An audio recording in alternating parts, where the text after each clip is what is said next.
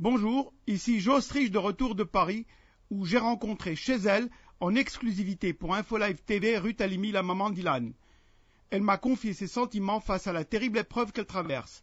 C'était le 26 février dernier, quelques heures avant la grande manifestation de solidarité républicaine pour Ilan Halimi. Je représente une télévision franco-anglo-espagnole israélienne à partir de Jérusalem sur Internet.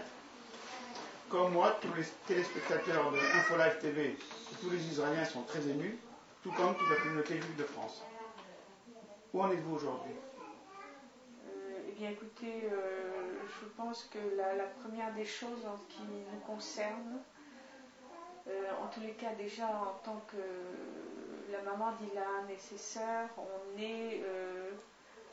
on doit veiller à ce que toute la lumière soit faite à propos de cet horrible assassinat.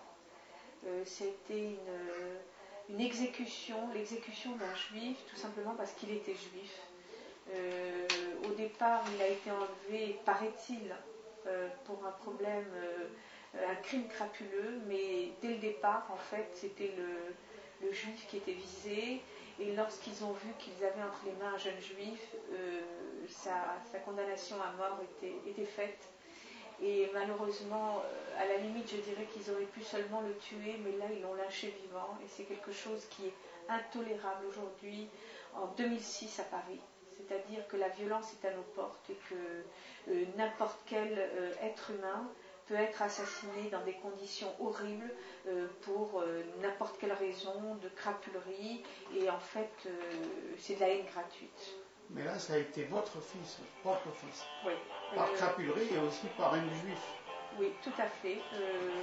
Je crois que depuis quelque temps, il y avait quelques attaques dans les milieux juifs et Ilan, malheureusement, est tombé dans le traquenard. C'est un guet-apens. Bon, il a 23 ans, il a fait peut-être une erreur, mais il l'a chèrement payé. Mais vraiment, il ne méritait pas cette mort. Je pense que c'est quelque chose d'insurmontable, c'est quelque chose d'épouvantable et ça ne devrait jamais plus être toléré. Il semble qu'il y ait une mobilisation générale de tout le judaïsme français et de toute la République française, à commencer par le chef de l'État, comme ça s'est avéré à la synagogue, comme la manif d'aujourd'hui, tout. Ça vous fait chaud au cœur? Écoutez, le mot n'est pas exact, mais disons que je pense que c'est la moindre des choses que la nation française se rend compte qu'elle a engendré des monstres.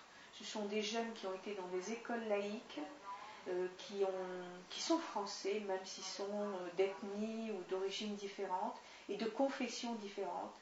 Et il n'est pas possible qu'on puisse tolérer que des jeunes qui avaient en fait l'âge d'Ilan aient pu agir avec un tel sang-froid, une telle morbidité, une telle violence gratuite. Il y a quelque chose qui est très dangereux et qui risque de nous exploser à la figure. J'ai constaté un sentiment de peur générale chez les Juifs de France et chez les citoyens français en général. Partagez-vous ce sentiment? Avez-vous peur pour vos enfants et vos petits-enfants? Et bien sûr, je crois que maintenant tout est possible. Et au nom de quoi? Au nom de quoi? C'est un être humain qui a été assassiné, mais brutalisé, qui a été torturé pour rien, par méchanceté, par une haine gratuite constante, au nom parce qu'il est juif. Être juif, ça ne veut rien dire. Être juif, c'est avoir une confession différente, mais c'est un être humain. Et des jeunes qui tuent un de leurs semblables dans une telle violence, c'est qu'il y a un grave problème en France qu'il va falloir réviser et prendre des décisions drastiques. Il va falloir éradiquer ce mal. Mais le mal revient toujours, semble-t-il. On a un sentiment de retour aux années noires 40 de la barbarie nazie. Écoutez, malheureusement, maintenant, ça prend d'autres proportions, ça prend d'autres figures, et je crois que de tout temps, et il ne faut pas se résoudre à accepter que ce soit inévitable. On a les moyens de changer ça. Il faut se donner, la France doit se donner les moyens de changer cette violence et de trouver des solutions pour que plus jamais ça ne se produise une telle violence pareille. La solution ne serait pas Israël? Écoutez, la solution est Israël parce que c'est notre pays. Je pense que de toute façon, ça va. Il y a j'ai eu des témoignages de gens qui m'ont dit que pour eux, la France n'offrait plus assez de sécurité et que pour mourir, si on doit avoir un problème, autant que ce soit en Israël. Et ça, je le conçois vraiment maintenant. Donc vous envisagez une aliyah pour vous, vos enfants? Écoutez, je ne sais pas dans l'immédiat, c'est après, j'ai encore des enfants ici, c'est eux qui prendront la décision, je ne partirai pas seule, mais bien évidemment c'est dans notre but, comme tous les juifs de France.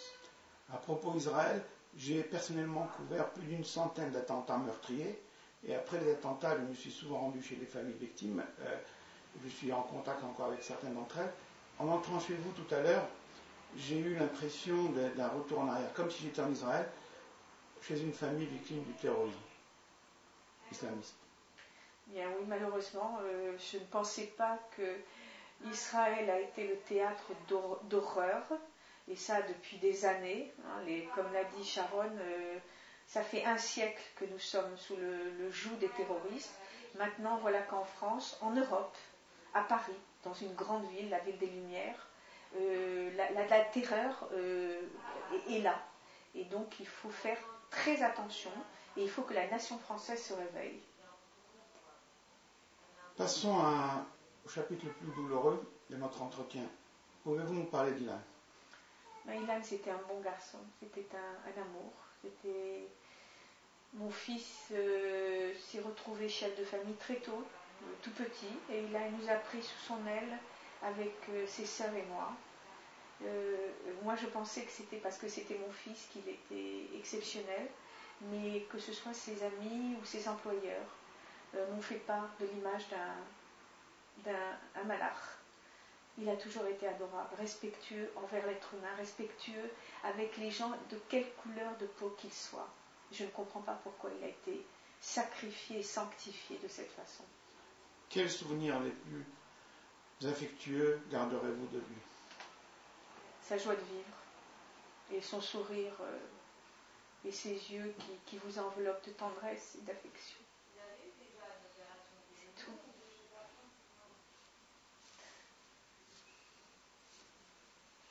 Et vos derniers souvenirs en commun avec lui? Écoutez, je pourrais en parler pendant des heures, mais qu'est-ce que je peux vous dire?